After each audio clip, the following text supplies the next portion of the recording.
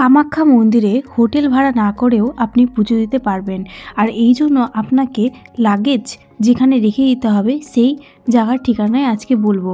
এখানে খুব সুন্দর লকার রুমের ব্যবস্থা আছে। আর লকার রুম আপনাকে খুঁজে পেতে কোনো অসুবিধাই হবে না। আমি এর ঠিকানা দিয়ে দিচ্ছি আমার এই ভিডিওতে। ভিডিওটি শেষ পর্যন্ত দেখতে থাকুন। আপনি যে গাড়িতে আসুন না কেন, গাড়ি আপনাকে নামাবে এই জায়গাটাতে।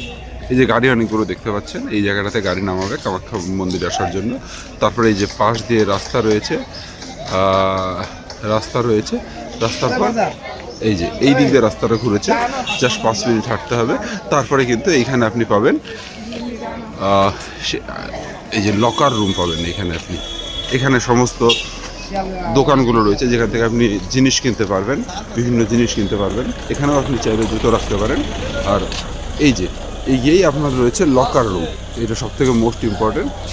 লকার রুম বিনামূল্যে জুতো রাখার জায়গা, এগুলো সব সরকারি। আর এই যে লকার, এখানে রয়েছে লকার রুম।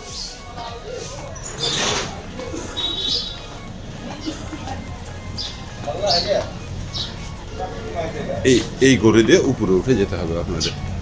আর লকার রুমটা কোথায় আমি একটু দূর থেকে দেখাই, তাহলে আপনাদের দেখতে সুবিধা হবে। এখানে এটা তো ভোগ খাওয়ার জায়গা, লকার রুমটা হচ্ছে ভোগ খাওয়ার জায়গার ঠিক পাশে।